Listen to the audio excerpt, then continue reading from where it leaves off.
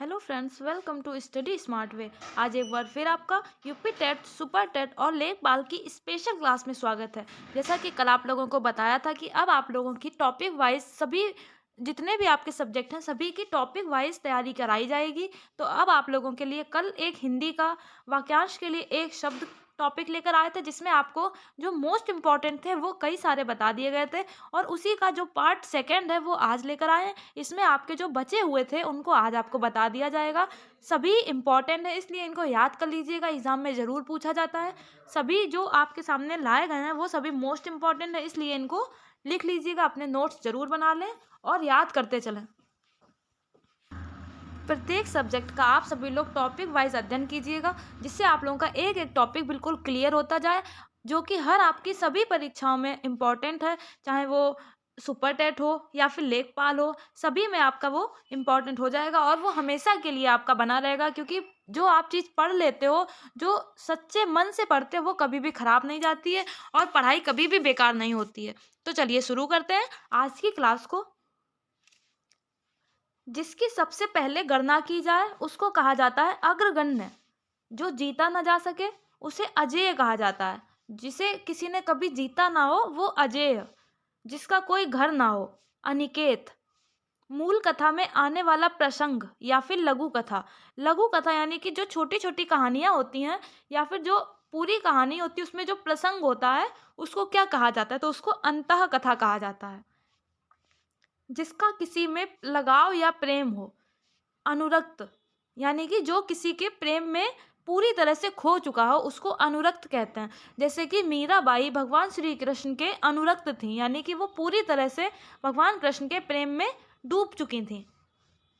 अगला देखते हैं, जिस पर आक्रमण ना किया गया हो वह है अनाक्रांत। जिस पर कभी आक्रमण ना किया गया हो वो होता है अनाक्रांत। जो कभी ना आया हो वो होता है अनागत। जो कभी आया ना हो उसे कहते हैं अनागत। जो श्रेष्ठ गुणों से युक्त ना हो, यानी कि जिसमें अच्छे गुण नहीं हो, उसको कहते हैं अनार्य। अगला देखते हैं, ये सभी हस्तलिखित हैं, हाथों से लिखे गए हैं, जो कि आप लोगों के लिए बहुत ज़्यादा यूजफुल रहेंगे, हर एग्जाम में पूछे जाते हैं। इसमें आपके कम से कम 2 से 4 नंबर क्लियर हो जाएंगे, इसलिए इनको ध्यान से देखिएगा, बिल्कुल भी लापरवाही मत कीजिएगा। तो चलिए देखते हैं अगला। जो प्रमाण से सिद्ध ना हो सके उसे कहते हैं अप्रमेय। जो प्रमाणों से सिद्ध नहीं हो सकता है उसे अप्रमेय कहते हैं। किसी वस्तु को प्राप्त करने की तीव्र इच्छा अभीप्सा। किसी को प्राप्त करने की जो बहुत ज्यादा इच्छा होती है उसको अभीप्सा कहते हैं। जो साहित्य कला आदि में रस ना ले, यानी कि जिसको साहित्य कला में कोई इंटरेस्ट ना हो उसको कहते हैं अरसिक। ना हो सकने वाला कार्य अशक्य। जो कार्य हो नहीं सकता है उसको अशक्य कहते हैं। बूढ़ा सा दिखने वाला व्यक्ति, इसको कहते हैं अधेड़। ये मोस्ट इंपॉर्टेंट है, कई बार एग्जाम में पूछा जा चुका है। ये जो हल्का सा बूढ़ा सा दिखने लगता है, ज्यादा उम्र का इंसान, उसको अधेड़ कहते हैं। जिसकी भुजाएं घुटनों तक लंबी हों अजान बाहु। ये भी कई बार एग्जाम में पूछा जा चुका है, इसलिए इसको ध्यान से देखिएगा और अपने नोट्स जरूर बना लें, जिससे कि आपको लास्ट टाइम रिवीजन करने में किसी तरह की दिक्कत ना हो। तो इसमें जो आपको नहीं आते हैं वो आप लिख सकते हैं या फिर स्क्रीनशॉट लेके रख सकते हैं। जिसकी भुजाएं घुटनों तक लंबी होती हैं उसको अजान बाहु कहा जाता है। मृत्यु पर्यंत तक, मृत्यु पर्यंत या फिर जीवन के अंतिम क्षणों तक, उसको कहते हैं आमरण। मृत्यु पर्यंत तक कहते हैं आमरण। अपनी प्रशंसा स्वयं करने वाला। जो अपनी प्रशंसा स्वयं करता है, यानी कि जो अपने मुंह मियाँ मिट्ठू बनता है, मुहावरा आप लोगों ने सुना होगा, यानी अपनी प्रशंसा स्वयं करने वाले को आत्मश्लाघी कहा जाता है। शीघ्र प्रसन्न होने वाला आशुतोष। शीघ्र प्रसन्न होने वाला आशुतोष कहलाता है। आशुतोष किसका पर्यायवाची है, तो ये भगवान शंकर का पर्यायवाची है। भगवान शंकर को आशुतोष कहा जाता है क्योंकि वो बहुत जल्दी खुश हो जाते हैं, वो अपनी पूजा में बहुत जल्दी प्रसन्न होते हैं, और देवी देवताओं की अपेक्षा सबसे जल्दी प्रसन्न होने वाले जो भगवान हैं वो आशुतोष यानी कि शिव जी हैं। ये इंपॉर्टेंट है, तो इसको लिख लीजिएगा। आशुतोष किसका पर्यायवाची है, तो वो शंकर जी का पर्यायवाची है। आशुतोष का अर्थ क्या होता है, तो वो शीघ्र प्रसन्न होने वाला। अगला देखते हैं, दूसरे के हित में अपना जीवन त्याग देना। दूसरे के किसी के हित अगर किसी का कुछ अच्छा काम हो रहा हो तो उसमें जो अपना जीवन त्याग देता है उसको आत्मोत्सर्ग कहते हैं। जिस पर हमला किया गया हो, आक्रांत। जिसने हमला किया हो, आक्रांता, यानी कि जिसके ऊपर हमला किया गया हो वो आक्रांत होता है। जैसे कि शेर ने हिरन को मारा, आपको उदाहरण बता देते हैं। जो शेर ने हमला किया है हिरन पर, तो यहाँ दिया है जिसने हमला किया, यानी कि शेर को यहाँ पर आक्रांता कहा जाएगा। और जिस पर हमला किया है यानी कि हिरण पर हमला किया है तो हिरन को आक्रांत कहेंगे। अगला देखते हैं, जिसे सूंघा ना जा सके वो कहते हैं आग्रेय। जो कभी निराश ना हो, आशावादी। जो जन्म लेते ही गिर गया हो या फिर मर गया हो, जो जन्म लेते ही गिर गया हो या फिर मर गया हो वो कहते हैं अजन्मपात। पवित्र आचरण वाला, आचार पूत। जिसके आचरण अच्छे होते हैं उसको आचार पूत कहते हैं। किन्हीं घटनाओं का काल क्रम से किया गया वर्णन। किसी घटना का यानी कि स्टार्टिंग से जो वर्णन किया जाता है वो इतिवृत्त कहलाता है। पर्वत की निचली समतल भूमि, ये आपको बताया था और ये अभी यूपी टेट के एग्जाम में पूछा भी गया था कि उपत्यका किसको कहा जाता है। तो जो पर्वत के नीचे की जो समतल भूमि होती है उसको उपत्यका कहा जाता है। ये इंपॉर्टेंट है, इसको लिख लीजिएगा। दूसरे के खाने से बची वस्तु, उच्छिष्ट, यानी कि जो बासा खाना होता है उसको उच्छिष्ट कहते हैं। जूठा खाना, जूठा खाने को उच्छिष्ट कहते हैं। किसी भी नियम का पालन ना करने वाला, जो किसी नियम का पालन ना करे उसको उस्खलन कहते हैं। जो छाती के बल चलता हो, छाती के बल चलने वाले को उरंग कहते हैं। जैसे कि इसमें सांप हो जाते हैं, इस तरह के जो जीव होते हैं जो रेंग कर चलते हैं यानी कि जो छाती के बल चलते हैं उसको उरंग कहते हैं। कुएं के पास का वह जलकुंड जिसमें पशु पानी पीते हैं, कुएं के पास का जो जलकुंड होता है जिसमें जानवर पानी पीते हैं उसको कहते हैं उबारा। विचारों का ऐसा प्रवाह जिससे कोई निष्कर्ष ना निकले उसको कहा जाता है ऊहापोह। अगला देखते हैं, सांसारिक वस्तुओं को प्राप्त करने की इच्छा, ये कहलाती है ऐषणा।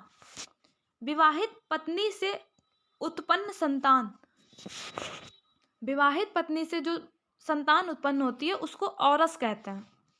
बर्तन बेचने वाले को कसेरा कहा जाता है। ऐसा अन्न जो खाने योग्य ना हो उसको कदन्न कहते हैं। जो अन्न खाने के योग्य नहीं होता है उसको कदन्न कहते हैं। हाथी के बच्चे को कलब कहा जाता है। सांसारिक वासनाओं के प्रति आकर्षण, ये कामुकता कहलाती है। अपनी गलती स्वीकार करने वाला, कायल। ये जो इम्पोर्टेंट है वही आपके सामने लाए गए, इसलिए इनको ध्यान से देखिएगा और वीडियो को पूरा अंत तक देखिएगा, जिससे कि आपके जो मोस्ट इम्पॉर्टेंट है, जिससे आपके पेपर में कम से कम 2 से 4 नंबर कंफर्म हो जाते हैं।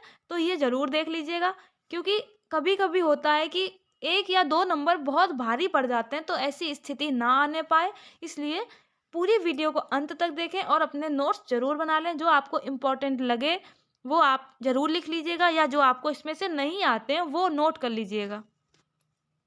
तो चलिए आगे देखते हैं।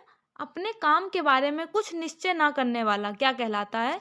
तो वो किंग कर्तव्य मूढ़ कहलाता है, जो अपने काम के बारे में कोई भी निश्चय नहीं कर पाता है। वृक्ष लता आदि से ढका स्थान, वो कुंज कहलाता है। वृक्षों से लताओं से जो ढका रहता है उसको कुंज कहते हैं। जो केंद्र से हटकर दूर जाता हो वो केंद्रापसारी कहा जाता है।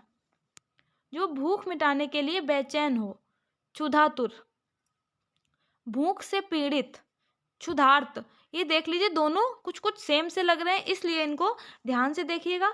जो भूख मिटाने के लिए बेचैन होता है उसको क्षुधातुर कहा जाता है, और जो भूख से पीड़ित होता है यानी कि जिसको बहुत ज़्यादा भूख लगी होती है वो क्षुधार्त कहलाता है।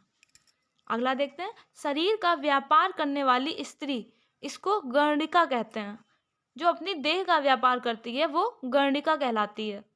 पहले से चली आ रही परंपरा का पालन करने वाला, ये गतानुगतिक, यानी कि जो पूर्व टाइम से चली आ रही परंपरा है उसको लगातार आगे बढ़ाते रहना, उसको कहा जाता है गतानुगतिक। शरीर को हानि करने वाला, यानी शरीर को चोट पहुंचाने वाले को घातक कहा जाता है।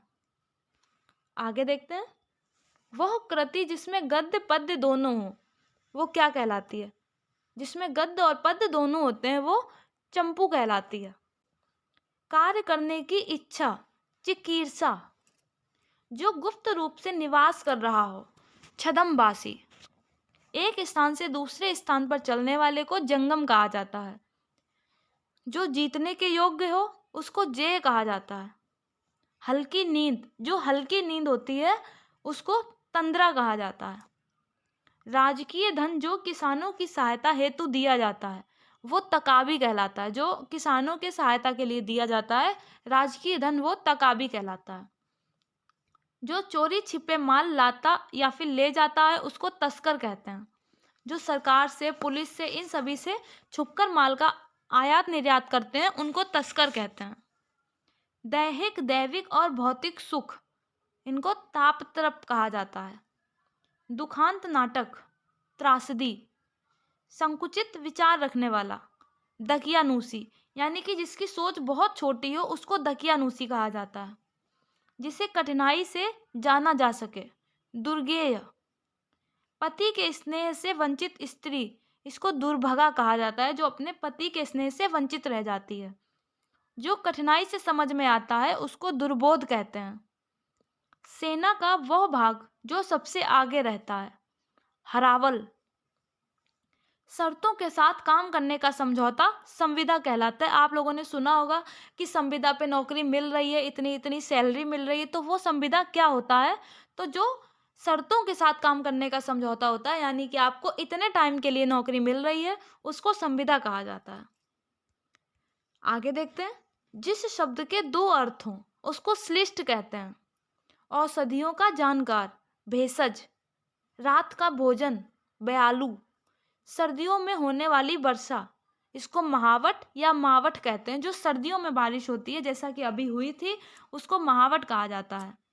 दीवारों पर बने चित्र ये कहलाते हैं भित्ति चित्र। ये इंपॉर्टेंट है, इसको नोट कर लीजिएगा, काफ़ी बार एग्जाम में पूछा जा चुका है।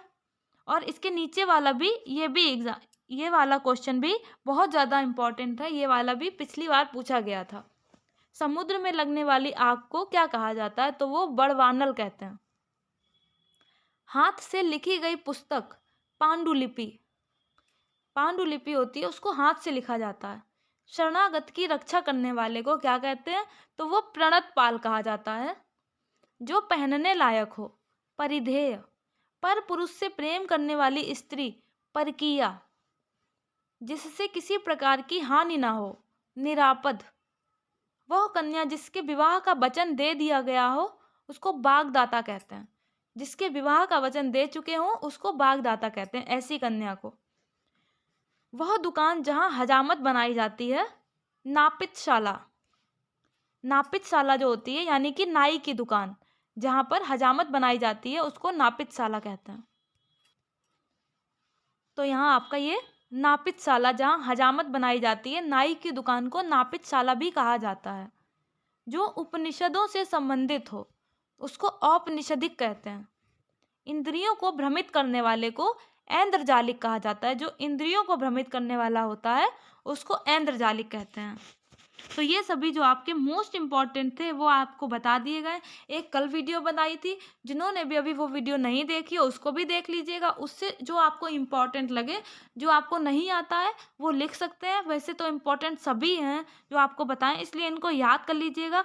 थोड़े थोड़े इस वजह से लाएं जिससे कि आपको याद करने में कोई समस्या ना हो और आप आसानी से याद कर सकें।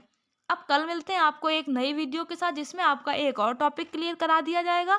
इस तरह से आपका एक एक टॉपिक क्लियर करा दिया जाएगा जिससे आप लोगों को दिक्कत नहीं होगी और रिवीजन भी आसानी से हो सकेगा। तब तक के लिए जय हिंद, जय भारत।